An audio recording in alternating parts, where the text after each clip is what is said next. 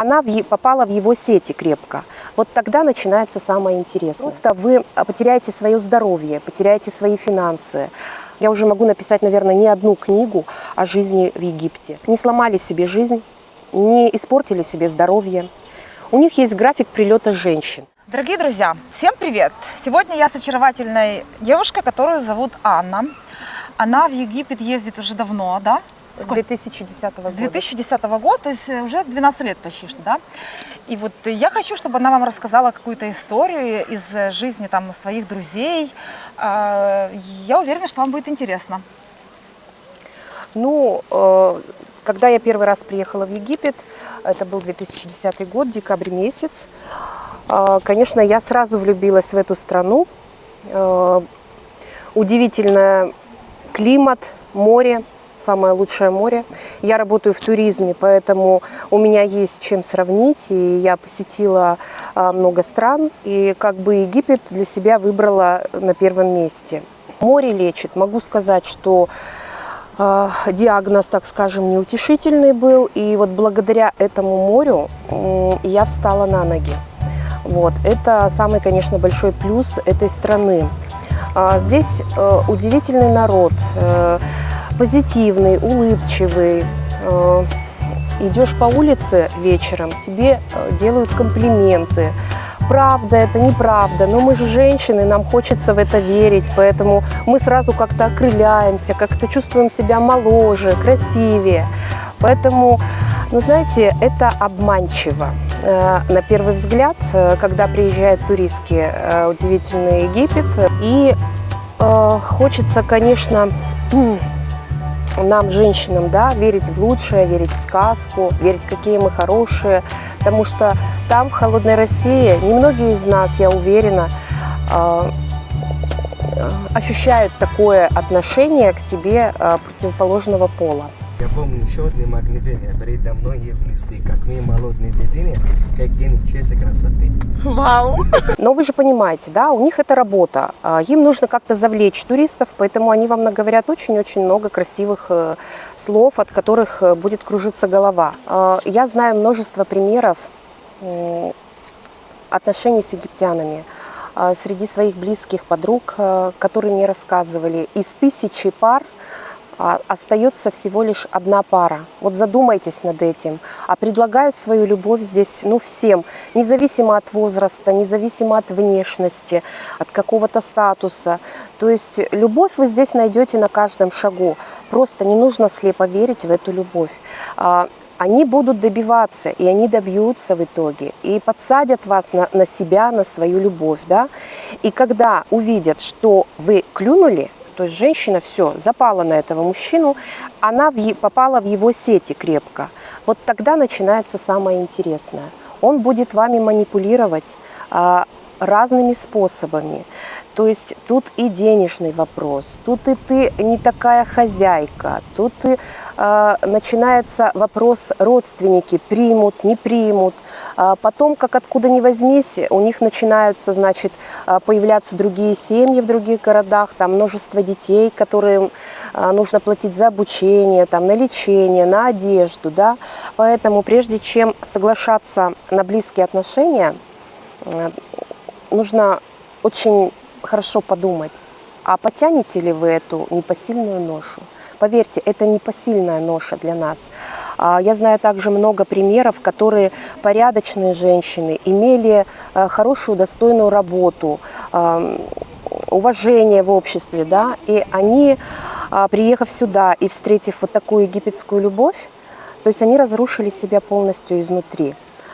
Кто-то подсел на спиртное, да, и сейчас уже не может уже выйти из этого состояния. Просто это настолько затягивает, и как будто бы она хочет показаться, что нет, это временное явление, я вот брошу этого, мне вот обязательно встретится какой-то другой, и он будет гораздо лучше, и он будет порядочней. Поверьте, такого не случится. Просто вы потеряете свое здоровье, потеряете свои финансы, потеряете время, которое бы вы могли посвятить своим детям, своим родителям, которые очень нуждаются в вас. Да. Все это понятно. Климат, красивые слова, красивые поступки изначально. Но нужно подумать, конечно, об этом много раз, прежде чем, я еще раз говорю, согласиться на близкие отношения. Потому что эти отношения, они просто будут вас выедать изнутри. И вы будете ощущать себя как наркоманом, который хочет вот этой ласки, хочет какого-то вот этого допинга, да, получить, а он уже будет, он сможет вас закрывать дома, если, ну, за какую-то мелкую погрешность, так скажем, да, ну вот вы просто чай холодный ему подали, вот не такой горячий, как бы он хотел, понимаете, и вас могут просто закрыть дома и не выпустить, и вы будете сидеть, он пойдет на море, он будет общаться с другими женщинами, они будут тоже так же западать на него. Придя домой, он немножко смягчится, потому что вы целый день просидели в клетке. Он вечером может уйти спокойно, пойти с другой, с кем он познакомился, и вы никогда об этом не узнаете. Он будет вам говорить, что вы хорошая, что вы пригожая. Вот. А на следующий день снова может вам дать какое-то задание, или чем-то вы ему там не угодили, да, и снова вас закроют. Подумайте, надо вам это или не надо. А уж если это касается молодых девушек, которые хотят создать семью и родить ребенка, красивого, да, ребенка, например, от египтянина, то тут вопрос, наверное, складывается еще более плачевный. Потому что законы Египта, они никак не стоят с законами вашей страны, да, где вы пребываете. И вам будет сложно даже вывести своего ребенка вместе с собой. Мало ли, какая ситуация окажется. Они очень хорошие психологи, они чувствуют женщину, да, которая обделена вниманием. И они стараются подобрать очень много красивых слов, чтобы вас вывести из этого состояния, чтобы вы почувствовали себя королевой. Вот. Но поверьте, в их сердце нет любви практически. Да? Они могут наговорить разных слов красивых, в том числе о любви, как они вас любят. Но в самом понимании любовь для них это секс. Все, не более того. А секс для них, для многих, это как, знаете, сходить почистить зубы. На самом деле это так. Любовь проявляется у настоящего, порядочного, серьезного мужчины, который хочет, чтобы вы стали его женой. Любовь проявляется немножко в ином. Это забота, это уважение. То есть это будет он вас обеспечивать. Ну, хорошо, если у вас есть жилье здесь, это хорошо. Но вообще египтянин, он должен привести женщину к себе в дом, познакомить со своими родными, близкими, да, полностью вас обеспечивать. То есть вы можете вообще здесь жить, так скажем, без денег. Если человек вас по-настоящему любит, то он возьмет на себя все эти расходы, и вы не будете нуждаться в самом необходимом хотя бы. И еще большой момент, самый главный, наверное, обратите внимание, если египетский мужчина очень хорошо говорит по-русски, это уже первый звоночек. От него нужно бежать подальше, потому что, как правило, те, кто говорит на русском и вообще там на разных языках, это первые ходаки. Я их называю лично так. Вот это ходок. Потому что он уже не одну женщину окрутил. И, возможно, будучи с вами, вы ему понравились, все, он даже живет там месяц, два, год, не работает, но обеспечивает. Да? Как я уже сказала, если обеспечивает, значит, вот он действительно любит, обеспечивает. Поверьте, эти деньги на ваше проживание он берет с тех женщин, с которыми был знаком ранее, говоря им о том, что у него заболела близкая родственница, мама, папа и все такое прочее. Вот на эти деньги вы будете с ним жить. Но это тоже не есть хорошо, да? Потому что когда-то вы сделаете маленькую оплошность, и он выгонит вас со всеми своими сумками, просто за борт вас, бортанет, так скажем, да, и найдет другую. И будет ее содержать уже на ваши деньги. А вам он скажет, как они ему необходимы, как он вас любит. Но если вот вы ему сейчас не поможете, то все, он может умереть, там, тяжело заболеть. Да? А вот если ему поможете, у вас все будет хорошо. И каждая в это верит. И переводят, и разные переводы делают, и на карту, и Western Union. То есть тут уже выбор за вами. То есть как хотите, так и думайте. Но я говорю вам вот чистую правду, потому что я езжу уже давно и летаю через Стамбул и знаю очень-очень много историй, потому что знакомлюсь в дороге с людьми, и вот это мне рассказывают, и я уже могу написать, наверное, не одну книгу о жизни в Египте. Я не хочу сказать, что египтяне плохие. Нет, они хорошие, они позитивные.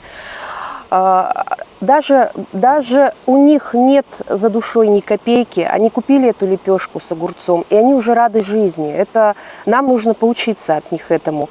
Просто я хочу предостеречь вас о том, чтобы вы, так скажем, не сломали себе жизнь, не испортили себе здоровье, не продали все, к примеру, в России, всю свою недвижимость, приехали сюда, а вас не ждали. Это очень-очень часто здесь бывает. Поверьте, здесь не найти работы. Здесь никто вам не поможет финансово, потому что им могут помочь, они в своей стране. Родственники, даже если он сидит совсем без денег, ему родственники могут выслать деньги, и он проживет. Нам никто здесь не поможет. Вот если вы сами не устроитесь, а здесь устроиться некуда на работу. Поэтому здесь нужно иметь рабочую визу, нужно официально выйти замуж. То есть очень много нюансов. Поэтому здесь будет вам очень-очень сложно. И в итоге уйдет здоровье, уйдет красота былая, да, и все. Вы будете полностью разочарованы. А они продолжат искать новых? Да, а им ничего не стоит. Сегодня одна, завтра другая. Вы улетели, у них, знаете, здесь еще есть, как интересно, у них есть график прилета женщин. То есть вот если вы прилетели не по графику, просто вы нашли дешевый билет и прилетели самостоятельно, да, все, вы не в графике у него. Он будет придумывать разные причины, чтобы с вами не встречаться, потому что у него на тот момент будет другая женщина рядом с ним. Когда вы уедете, и уедет та, вот тогда он может вас звать, да, если у него будет место пустое. Поэтому задумайтесь. Про мои слова я говорю только правду. Говорю именно примеры моих близких подруг, моих близких знакомых. Вот. Удачи! Приезжайте, я вас ни в коем случае не отговариваю от Египта, приезжайте, это удивительная страна, это самое лучшее море в мире. Наслаждайтесь морем, солнцем, фруктами, овощами, общением, но будьте бдительны. Я познакомилась здесь с удивительным человеком, Виктория.